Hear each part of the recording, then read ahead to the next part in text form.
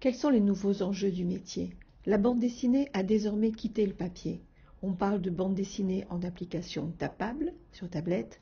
On parle de bande dessinée au format homothétique, c'est le mode liseuse. De bande dessinée défilée, c'est le scrolling vertical et le webtoon notamment. On parle de récits linéaires ou de récits interactifs. On parle de bande dessinée animée, de romans graphiques, de narration numérique. On parle d'œuvres sans casse ou bien en turbomédia, c'est-à-dire des narrations pensées pour le format numérique directement. On parle de jeux vidéo, on parle de supports nouveaux et de formats nouveaux en ligne, sur tablette et en smartphone, dans les réseaux sociaux, dans les dispositifs transmédia. On parle enfin des BD racontées par des podcasts, via des performances en bibliothèque et via les salons du livre. Mais que signifie créer en bande dessinée dans le cadre des industries créatives? Mais tout d'abord, que sont les industries créatives? L'UNESCO les définit comme étant des industries qui touchent à la fois la création, la production et la commercialisation de contenus créatifs de nature culturelle et immatérielle. Elles concernent notamment ce qu'on appelle le capital immatériel. On peut s'accorder sur le fait que ce sont ce qu'en économie on désigne comme les industries culturelles et qui concernent les biens dont l'essentiel de la valeur tient dans leur contenu. Le livre, incluant la production de périodiques, la musique, le cinéma, la télévision, c'est-à-dire les films, les séries télévisées, les documentaires, mais également la photo, la radio, le multimédia et les jeux vidéo, et les industries produisant des créations issues du design graphique, des logos, des sites web, des supports visuels. On peut aussi y associer aujourd'hui l'industrie de l'architecture, la mode, l'industrie du théâtre et de la danse. Ce que représente la bande dessinée au sein des industries créatives, les évolutions récentes de l'écriture dans les domaines de la BD et du roman graphique mettent en question et permettent de réinventer la cohabitation entre le texte et les images dans l'espace de l'écran.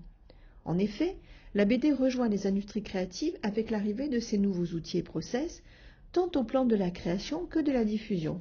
Cela bouleverse les codes.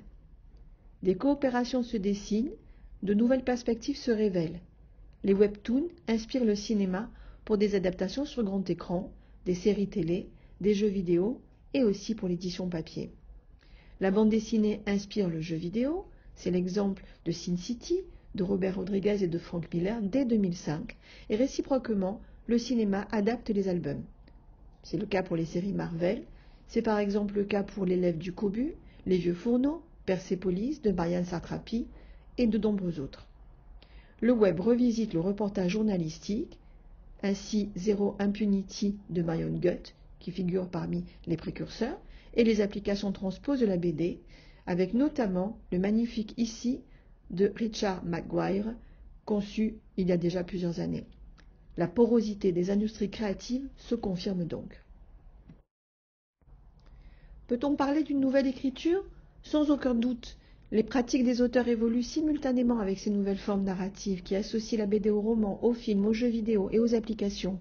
On parlera de Florence, de Ken Wong, de L'île aux chiens, l'œuvre de Wes Anderson, adaptée par le célèbre mangaka Minetaro Mochizuki, et également de Falena, ou du Petit vampire de Johann Sfar, scénarisé plus récemment pour l'écran par Rayat Satouf. L'auteur du récit voit ainsi son statut réajusté. L'œuvre devient multimodale, en passant au format numérique à l'appel d'autres fonctions qui toutes contribuent à l'écriture d'un nouveau récit, et elles associent le lecteur avec lequel elle interagit. Le regard de l'auteur cohabite donc avec celui de l'architecte narratif, qui pense la forme interactive propre à mobiliser ces approches convergentes, comme avec celui des créateurs de formes connexes, images, photos, sons, musique, etc., qui développent ensemble une vision originale du récit.